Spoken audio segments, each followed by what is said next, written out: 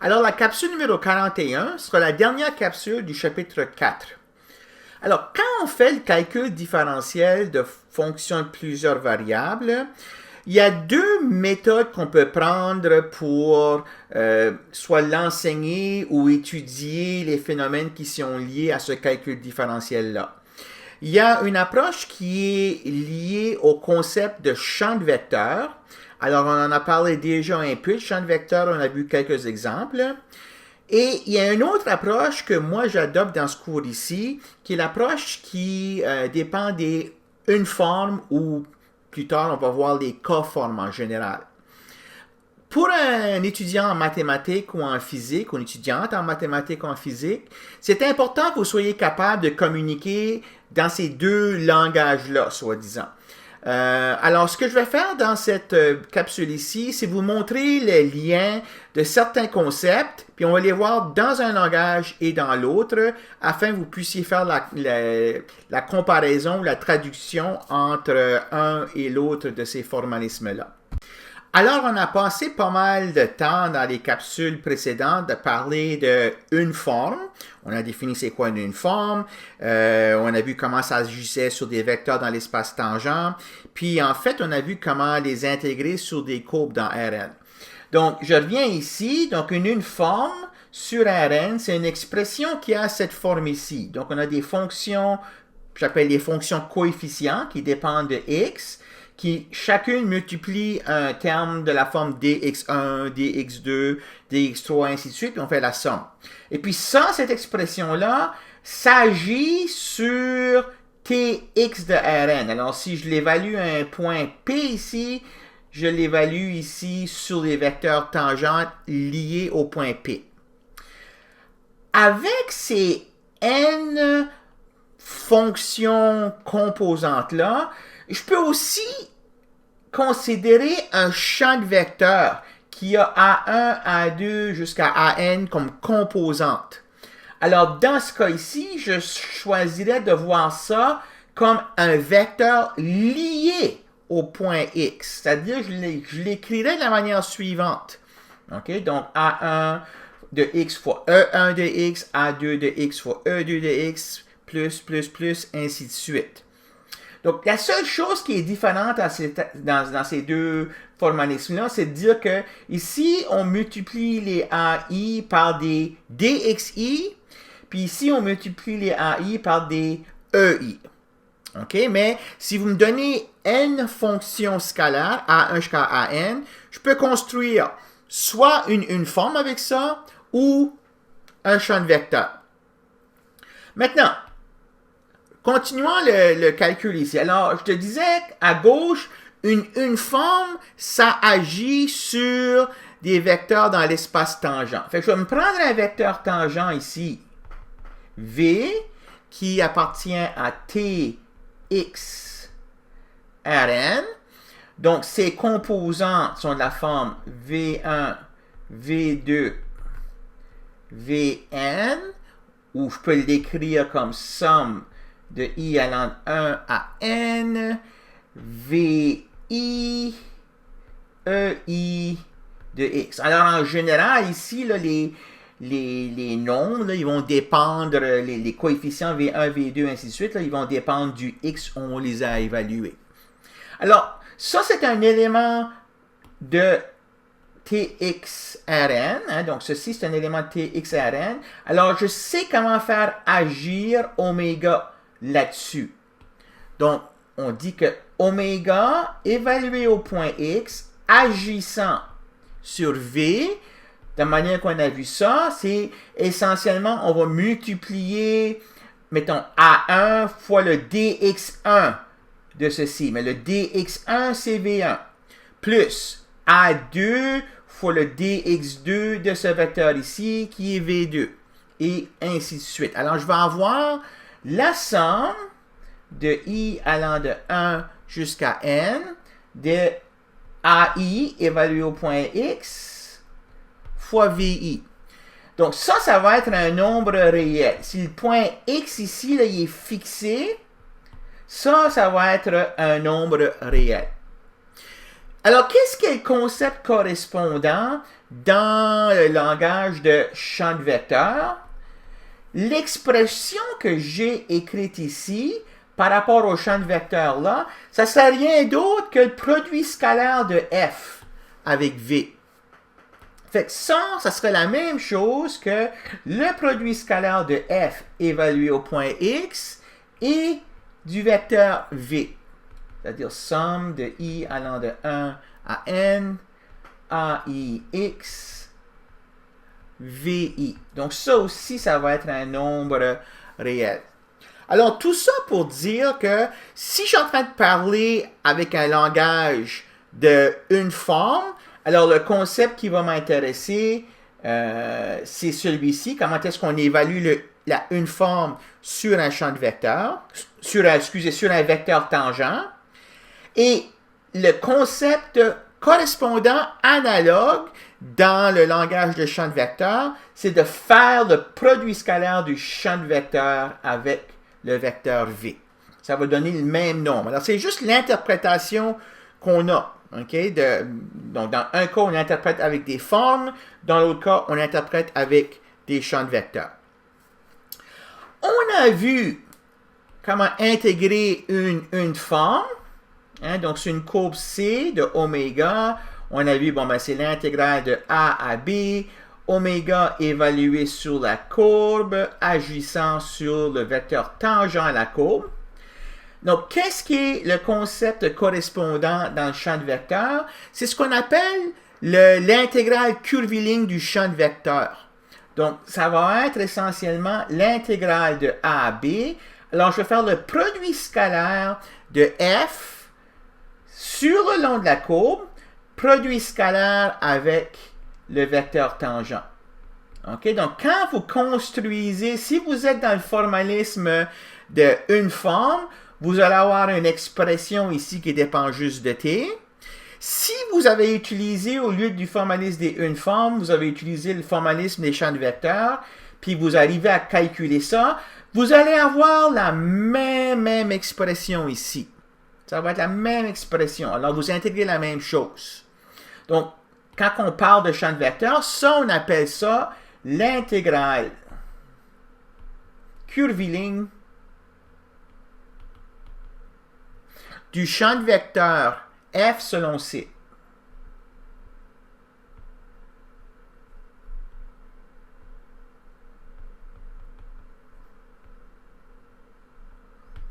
Et pour les étudiants qui sont en physique, quand le champ de vecteur F représente un champ de force, force gravitationnelle, force électrostatique, ainsi de suite, le résultat du calcul que vous allez avoir, après vous avez calculé ceci, c'est le travail effectué par la force pour déplacer un objet du point C de A vers le point C de B selon la courbe C.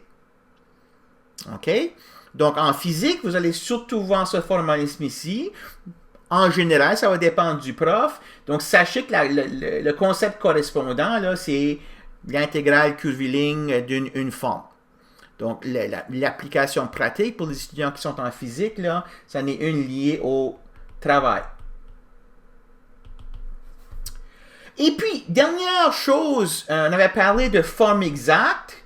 Donc, oméga, on avait dit, est exact. C'est-à-dire, il existe une fonction scalaire f qui va être Rn dans R, telle que oméga, c'est la différentielle de f. Le concept qui est complètement analogue à ça, dans le langage de champ de vecteur, c'est que f est un gradient.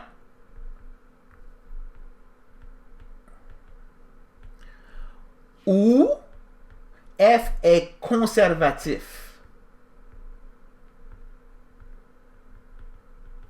Ça, c'est un langage que vous utilisez en physique.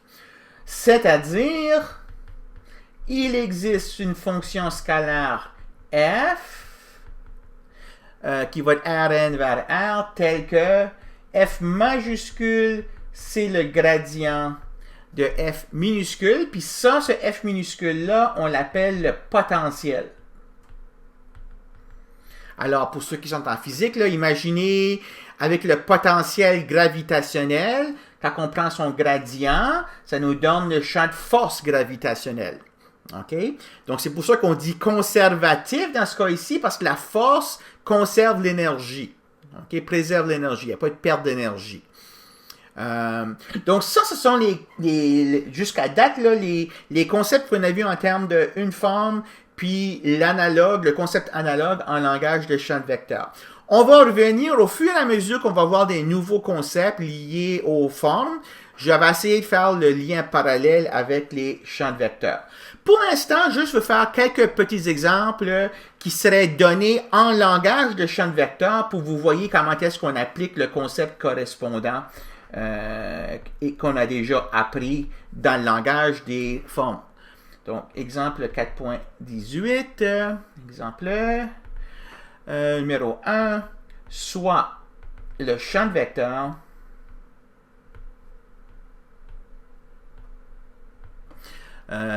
F majuscule, donc j'ai un champ de vecteur sur le plan ici qui est égal moins Y X et c'est la courbe x carré plus y carré égale à 1 paramétré par c minuscule de t égale cos t sin t pour t entre 0 et 2π. Et puis, je vous demande de calculer l'intégrale curviligne selon ce chemin-là, qui est un chemin fermé, de f dr. J'ai oublié de mentionner ici en haut là, que ça aussi, on l'écrit comme l'intégrale sur c de f dr. Ça, c'est le langage qu'on utilise pour désigner l'intégrale curviligne d'un champ de vecteur. Puis ça que ça veut dire, c'est ce calcul ici. OK, alors, donc, solution. Peut-être avant de donner la solution, j'ai un dessin ici. Voici le champ de vecteur que j'ai tracé en noir. Les flèches allent dans le sens anti-horaire. Et puis, en rouge, vous avez la courbe C. OK, donc, la courbe semble être alignée là, dans la même direction que le champ de vecteur. Donc, on va faire ce calcul d'intégrale curviligne-là avec les formules qu'on a déjà développées pour une forme. Donc, f dr. Alors, je vais intégrer sur l'intervalle de paramétrisation. Je vais évaluer le champ de vecteur le long du chemin, puis je vais faire le produit scalaire avec le vecteur dérivé au chemin, le vecteur tangent. Donc, égal, je continue sur le prochain écran, égal l'intégrale de 0 à 2π. Alors, f de ct, ce que je vais faire, c'est que je vais prendre la formule pour f ici, et je vais remplacer dans cette formule-là, je vais remplacer x par le x de c de t, qui est cos t, puis je vais remplacer le y par sin t. Donc, ici, ce que j'ai, c'est moins sin t cos t, produit scalaire avec le vecteur c' de t. Alors, c' de t, je l'écris ici, c'est moins sin t cos t. Donc, produit scalaire avec moins sin t cos t. Égale l'intégrale de 0 2π. Alors, je fais le produit scalaire, c'est ça fois ça, qui est sin carré, plus ça fois ça, qui est cos carré. Alors, sin carré t plus cos carré t. Donc, ça donne 1. Et on obtient ainsi 2π. Donc, en physique, vous êtes susceptible de voir un problème qui a ce langage ici. Et puis le calcul, essentiellement, là, c'est un calcul qui est complètement équivalent à celui qu'on aurait eu fait si, au lieu d'avoir un champ de vecteur, j'avais eu la forme différentielle moins y dx plus x dy. OK, donc c'est la même chose. Deuxième exemple, un champ de force provient du potentiel V de x, y, z égale x au carré plus y au carré plus z au carré. C'est-à-dire, je prends ce potentiel-là, puis je crée un champ de force avec le gradient de ce potentiel ici. Gradient V, donc 2x pour la première composante, 2y pour la deuxième composante, 2z pour la troisième composante. Hein? Je vous répète, c'est quoi le gradient? Là, ici, c'est la dérivée de ceci par rapport à x. Ici, c'est la dérivée de ça par rapport à y. Et puis ici, c'est la dérivée de ça par rapport à z. C'est ça qui est le gradient. Alors, on demande quel est le travail. Fait par cette force pour déplacer un objet du point 2, 1, 4 au point 0, 2, 1 selon la courbe indiquée.